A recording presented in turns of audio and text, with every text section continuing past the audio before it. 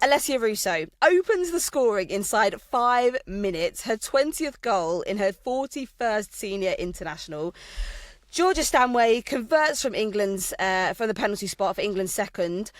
But let's get stuck into this kind of first goal, because I think for the first 5 minutes, I saw an England that came straight out of the starting blocks, looked really tenacious, kind of, there's been all these comments from Wiegman about kind of working along, working in training, trying to get them more just direct, just to play forward, just be kind of like passionate and kind of taking your chances. Yeah, absolutely. And I thought first 5 minutes, God, that's such a quick turnaround. You said you're going to work on it one day and then you come in and you actually do it in the game. Like, when does that ever happen? It normally takes kind of, time and time again for that to kind of instill itself. But Rach, what were your thoughts on those first 5? Because I was like, whoa, all right, let's go. Well, look, I had already been a bit nervous when I saw Ireland's lineup, first of all. And that first 5 minutes, I was shitting a brick. I was like, oh, God. You did message in the group chat to those I was like, yep. Is this going to be a high-scoring game? It was a beautiful goal. It's the kind of goal where you're like, that's our level. That's what we want to be doing all of the time. According to The Guardian, there were 29 passes in the build-up and every player touched the ball. Wow. Like, that's incredible. Wow. It was a beautiful goal. I thought Courtney Brosnan did really well. She got her fingertips to it as Alessia Russo went around her, but Russo was very composed to be able to just take it out of her grasp, slot it home. Beautiful goal. I thought we were in for, I thought us Irish were in for a long night. I'll tell you, it was a feckin' long night with that rain, but not as bad as we thought it was going to be. But a beautiful goal. Wasn't it just? I think it was the touch that took it round Courtney Brosnan that I think was absolutely pure class. But I think the first 5 minutes then didn't emulate the rest of the game. What we then saw was kind of a little bit of a drop-off in terms of England being clinical in front of goal. I mean, the dominance that England had over Ireland and the chances they had. So they had 65% possession, 16 shots in total, 6 of those on target, 37 touches in the box. I mean, for those kind of stats, you would be expecting more than 2-1. And obviously the second goal was a penalty. So it kind of feels like we're in this kind of same reoccurring discussion that England just aren't converting quite good chances, because I feel like the chances are there. It's not a case of chance creation. It's a case of not actually putting your little toe on the end of the ball. I think in the past we've seen they're creating stuff, but it's not good enough quality. And I feel like we're getting to a point now where England are creating better quality chances. I think part of it, you have to hats off to Courtney Brosnan. I think she made a number of very good saves. Ireland were very much defending with their lives at times, which I think contributed. But equally, it is a reoccurring conversation we've been having about England. And I think as well, sometimes and Sarina Wiegman said it afterwards, sometimes there's almost like a hesitance to take the chance. And she said it to the team at half time. If you have a chance on goal, please take it. And sometimes there's a little bit of, they'd rather pass to somebody else or to have another touch, which isn't necessary at times. So I think, if I had the answers as to why England weren't scoring goals, England would know why they're not scoring. Do you know what I mean? Like, I'm not some super brain that knows more than Sarina Wiegman and the team. But yeah, it's a bit of a frustration. And I think sometimes you just need a game where you're free flowing and the floodgates kind of open for that to kind of click. There's also the combination of a few changes here and there. I actually think more than anything, that kind of contributed maybe to the lapses in defensive concentration at times. We see Russo playing, we see Hemp playing regularly, we see those names and Mead playing regularly, so you kind of expect those relationships to be there. They could also factor in there's the lacking of Lauren James. Sometimes you just need that magician's touch, I should say, to find those perfect passes. But yeah, it's definitely something they're going to need to work on, especially when they play tougher teams, because chances are going to be less. So if you're creating that many chances and only getting 6 on target, not going to be ideal if you're playing up against a France or a Sweden next, where you're probably not going to have quite as many. Therefore, your conversion rate's probably going to be lower, which is, it can be a bit of a worry. Absolutely. But I think the main thing, I suppose, is that kind of self-awareness on this level is quite high. I mean, Sarina's already said, we have been in training, we say it all the time, we have more time, make sure you can scan the situation, get yourself in the best possible position and don't be rushed. My counter argument is that sometimes you don't have time to think. Like you just have to be there. Like there was a whipped in ball that was played. Alessia Russo, an inch, a toenail away from just getting. But I was like, in those kind of moments, like, I do kind of take myself back to kind of the Ellen White-esque. You know, I do feel like she was a person who just knew when to be in the right place at the right time, and just to take that chance, just to take that gamble, to kind of be that like step ahead just in case a chance like that. And I think that's maybe a case of learning and just kind of building up that experience. But I do think we're kind of missing the same tenacity in a way to kind of like get a body part on it no matter what happens. Yeah, and I think there are different types of attackers, and that's something I guess Alessia will need to work on in her game. You see like an Ellen White in those moments. It makes me think back to that Fran Kirby pass in the Norway game that looked to be going wide, and Ellen White just kind of appeared out of nowhere at the back post with the toe.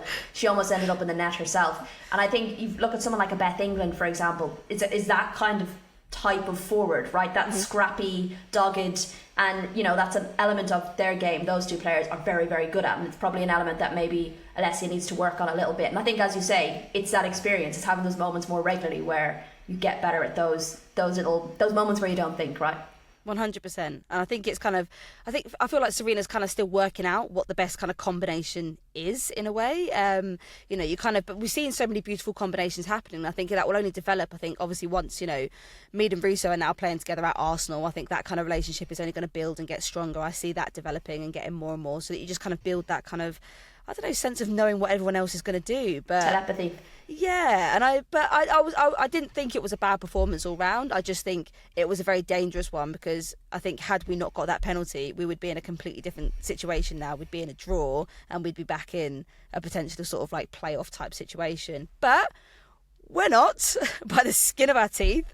Okay, let's talk a little bit, I suppose, about Wiegman's choice. The starting 11, she made 3 changes to the side that beat France in June. Myla Tizé replaced Lucy Bronze at right back. Alex Greenwood came in for Millie Bright at centre back, and Jess Park was in for Ella Toone. Wiegman said after the game, "I thought we started really well and scored an incredible goal. After that, we created lots of chances, but should have played more in the pockets. We were sloppy in moments too. I was very frustrated about their goal in the 90th minute." But if we kind of take it back, I think, to the choices that she made, were you expecting some of those choices, or did you think actually it felt like a bit of a chance to kind of give more opportunities to kind of the youngsters?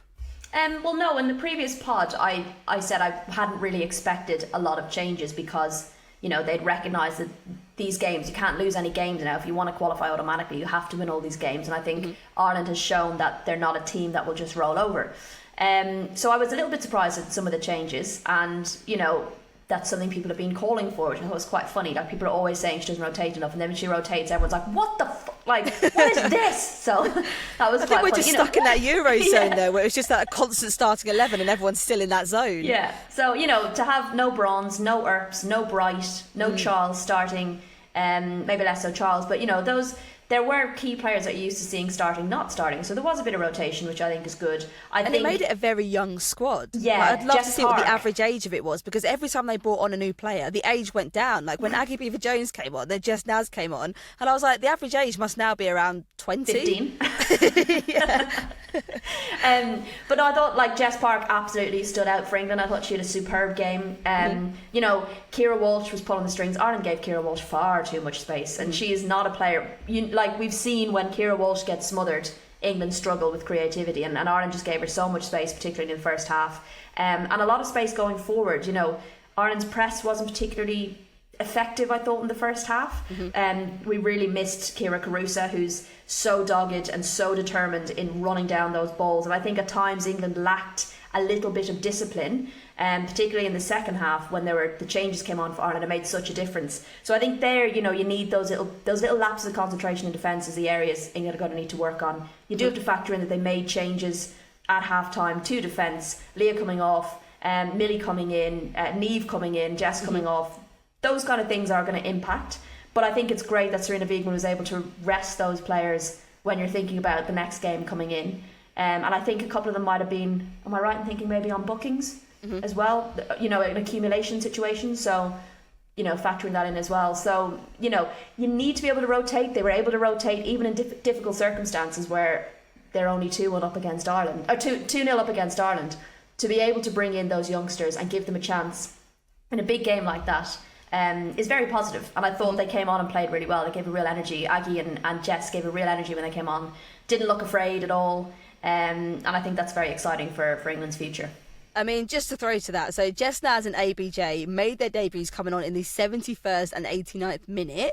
Wiegman was pleased with their performance, and they are learning and they are really eager. They are trying to step up. Rach, you were there. Explain to us the crowd reaction when them two came onto the pitch, because I feel like I could hear it and feel it from where I was back at home. Yeah, I mean, I think everyone recognised how big that was. I mean, Jess Naz has only recently gotten that call up into the Lionesses squad. ABJ the same. I know she obviously had some opportunity with England in February, not having actually played. So to make that step so quickly is very exciting, and you'd be almost forgiven for not having them come on in a game that matters, in a game that they need to win. But with so little friendlies available, it's great to be able to have the confidence in players like that. And I think sometimes we wondered more recently, does Wiegman have confidence in the players on the bench? Because, people have argued that she doesn't make substitutions early enough. Plenty of substitutions during this game, early substitutions. I know ABJ come on in 89th minute, but still, Jess Naz coming on in the 71st. She was unreal as well. Like the chance exciting. Creation, I think she really injected some energy she almost back into the as well. game. And so many good chances. And I was like, this is going to be her game. She's going to come on first Score game for England goal. and score an absolute worldie. Because the amount of times that she was just getting herself into the right areas, and even if she wasn't getting the ball, she was just making a nuisance of herself. And I absolutely love that. And what I've massively seen step up from Jess is this physicality side of her, because she does have quite a naturally small frame. I think when I used to play with her, it was quite easy to kind of body her off the ball a little bit. It was easily done because naturally she's a lot smaller, but I've actually seen her kind of step up and kind of take on players, kind of barge them out of the way, there's this real physical element to her, I think, that's really developed, and I absolutely rate it. But I was gutted not to see her get that debut goal. Yeah, all day. I mean, she's been with Spurs since she was about 4. Yeah, but last season she had that issue, and she'd often come on as, a substitute, and she wouldn't often start games, and that was an area of her game that she needed to develop. We saw a little bit of that lacking a little bit at times with the under-23s in Marbella, but the progress she's made in the last few months in that area specifically, I mean, that's why she's been called up. That's why she's getting to start in games like that. And almost scored. I think it was more our mistake than anything else, but what a start that would have been for her. Unreal. I'm glad she didn't. Sorry. I'm very gutted. Let's change it round then to the green side of the fence. Julianne Russell pulled one back for Ireland in the final moments of the match from a Megan Campbell. I mean, who else? I mean, everyone predicted it. Even for the pre-match press conference, Sarina Wiegman was kind of saying yes, we're prepped for it. We know that it's going to happen. We're trying to neutralise it every time. That there's going to be a throw-in. We're just going to avoid throw-ins. That was the tactic that Sarina said in the press conference. That didn't Obviously, work. It didn't go to plan. Obviously, it led to the goal. Ireland hadn't scored against England since 1978. So, Rach, explain for me how this moment was for you. I know it's your moment of the weekend, but I mean, it's huge. Well, first of all, bear in mind, in the 12 years Soph and I have been doing this, I don't think Ireland and England had played each other. So that stat is a little bit, it needs context. If you're not playing each other, you're not going to score, are you? So that's fair. That makes a lot of sense. Yeah. So just to point that out, I was first of all, I was worried about Ireland's lineup when I saw it come out, and I was, I didn't think, with the lineup they had and this game and the way the game was playing out, I'll be honest with you, I didn't think this is the game they were going to get their first goal in. I actually thought they'd played better in other qualifying games, and this is one of their poorer performances, particularly in the first half. So I thought the substitutes made such a difference. She made such a difference when she came on. Her and Kiernan had so much more impetus going forward, putting English backline under pressure, running down balls. That's what was lacking, I thought, in the first half, and that the goal came from that doggedness. 30 seconds left on the clock. You wouldn't think they'd be we might still get a goal. And Sarina did say that Megan Campbell's throw-in is more dangerous than a corner, and I guess that's because of the angle that the ball is coming into the back line at is different. It is, it's not an upward trajectory, it's just kind of at you at that height. And I think it's a difficult one for goalkeepers as well, because it kind of sat between this kind of no man's land, between like you don't know whether to come out for it and you don't. Because I think she even shortened her throw, it felt like, but I don't know whether that was the distance between the pitch and the advertising boards, because I think she only had a run up of about 3 feet or so, whereas normally obviously she's used to kind of being able to get that pullback. I think it depends, because sometimes she'll take an angled run to counteract that. So I do think there was an element of probably going a little bit shorter, because that ball it's the second ball off that throw in that's always so dangerous, because players just don't really know how to defend it. So, and it was that second ball. It was a Louise Quinn header. I'm amazed she hadn't started, to be honest. But I'm glad that she did come on, because Ireland, I don't think, would have had that goal otherwise. A Louise Quinn header, and then Caelan Hayes getting that knock on for Russell. So to be there and be ready for it and take a volley like that was brilliant for her, and a real, special moment, I guess. And I think all the players recognised how special a moment it was for her to be back in the squad, to get on the pitch, and not just to get on the pitch but to score. And it's kind of changed the narrative a little bit for Ireland's campaign so far. I think had it been all losses and no goals, it's hard to look at that and build on it. I think they'll look back at it now and say, okay, I know it's only one goal, but like, if you're able to score, and the way it's being phrased is score a goal against the current European champions, that's a big thing and an exciting thing. And I think in other games they had opportunities to score. So it just shifts the narrative just a little bit. It's something to build on. It gives them that belief going into the France game that maybe we can get another goal. So do you think, yeah. You mentioned a kind of sort of flatness in Ireland, and I've got to agree that I've seen them play so much better in other games where it's been so close to the wire. This one, I didn't feel like they were that much of a threat as I've seen them be. But do you think, we've got a question in from Nessimon, who has asked, do you think Ireland were more cohesive as a unit without McCabe, or do you think McCabe was the sort of the impact that they were missing, the extra, 5 or 10% they could have had?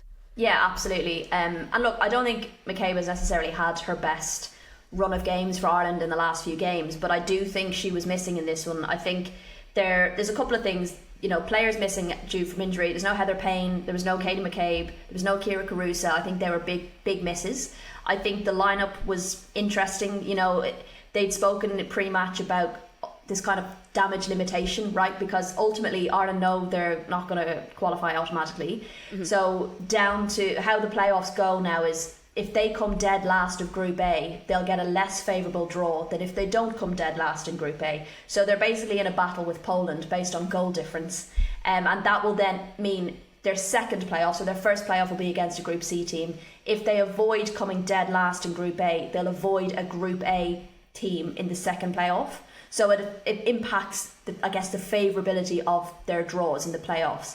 But I feel like going into a game with a damage limitation mindset, that's what we saw. Do you know what I mean? Like, there wasn't, in the past we've seen Ireland go, look, we know these teams are way better than us, we know we're probably going to lose, but let's go and show them what we're about. Let's go and see what we can do. Can we get a goal? Can we get a point? That kind of attitude. Whereas it felt like they were going into this game going, we know we're going to lose, but we just need to make sure we don't lose by a lot. And that's what it felt like. Like, they didn't have the same kind of aggressiveness and belief. And I do think sometimes that's driven on by Katie McCabe. You can see her on the pitch. She demands high standards. But equally, I've been impressed with how Ireland have played when she's gone off the pitch, or when they've missed Denise O'Sullivan. I've been impressed with the maturity of some players, and just that little bit felt lacking. I think front line struggled, weren't really impacting the play, just stuff like that where you're a bit like, we've seen a different Ireland. It felt like the Ireland of old where they were like, well, we know we're going to lose, so let's just try and keep it a low score, and we just haven't seen that kind of style for a while. So that was a little bit disappointing. Do you know what, Rach? I really appreciate you going back over the qualification thing, because I was literally trying to follow it with the most amount of effort, and I think halfway through that I did lose track. I'm not going to lie. I can't lie. I lost track. I only learned about it before the Ireland game. I didn't realise that this factored into qualifications, and I think it comes down to the whole some groups not having the same number of teams, and that's why Ireland could potentially end up facing a Group A team in their second qualifier. So the second playoff match. So I think suddenly goals matter, and yes, not conceding will help that goal difference, but scoring goals also helps that goal difference. So this idea of just sitting back and trying to prevent, because England could have been 4 or 5 up at half time. Easily. Do you know what I mean? So it was a risky approach. I think putting Louise Quinn on a bench when you're trying to prevent goals was definitely an interesting move. Well, elsewhere in Group A3, France secured qualification with a 2-1 victory over Sweden, meaning England only need a point in Gothenburg tonight to secure automatic qualification. Rach, you are going out there. You've just come back from the US. You've had to go to Norwich. You're straight over to Gothenburg. If you have any brain cells left, what are you thinking about what needs to happen to kind of improve against Sweden? For me, it feels like 100% it needs to be more clinical. Like you need to finish. Yeah, I'd even start Aggie Beever-Jones and Jess Naz and just see what happens. Well, I think England tend to play better against better opposition, right? Because it's a bit more of an open game and it gives them a little bit more freedom. And I think there were times in the first half particularly where England did really well to get around the Irish back line. You know, their press was really good. I think it'll be a more open game against Sweden. I find Sweden can be a little bit inconsistent, right? You can see them have some really impressive results and then you can see them have very, very few shots on target and sometimes scoring with their only shot on target, for example. So I think, getting the goals in for England and putting away their chances are going to be key because Sweden always have a goal in them. And I think we saw, JRK and players like that, Johanna Wright and Cannerid, getting in behind the England backline. I don't think we'll maybe see as many changes in the lineup. I think we might have a more expected lineup, particularly in the back line. But we might see some changes up front, which could be interesting. I think that's the other thing. Like, these young players are giving Wiegman even more options, which is great. So, and it drives the players who are starting because they know there's players nipping at their heels. It's that competitiveness all day. Yeah. Like, would we see Jess Park start? I do back some of the youngsters starting to get their starting chances and becoming more consistent starters, to be honest. I think ABJ and Jess Naz starting is probably a little bit out there, but I do think we're not far off a situation where that will be the truth. And it's amazing because when we look back at when England won the Euros, I'm not going to lie, I stuck that on last night after watching England men lose. I threw on the England women winning the Euros, and it's a consolation. I remember at the end pick me up. Well, no offence, I didn't need to pick me up when England lost last night. I'm not going to lie. Don't tell Sophie. But there was a point at the end where Leah Williamson said the kids are all right, and she was talking about Alessia Russo and Ella Toone and Chloe Kelly, and now look where we are, where they're the ones saying the kids are all right because they've got Aggie Beever-Jones and Jess Naz, coming up behind them, and Jess Park. So a lot of talent there. But whether we'll see, listen, I don't think we'd see that many changes against Ireland. So I'm saying I don't think we'll see that many changes. Maybe we will. It's one of those situations where you can feel like an expert, and then all of a sudden it completely goes out the window. But I think Millie Bright will start. I think Lisa Bronze will start. Okay. All right. Well, we'll hold you to that, mate.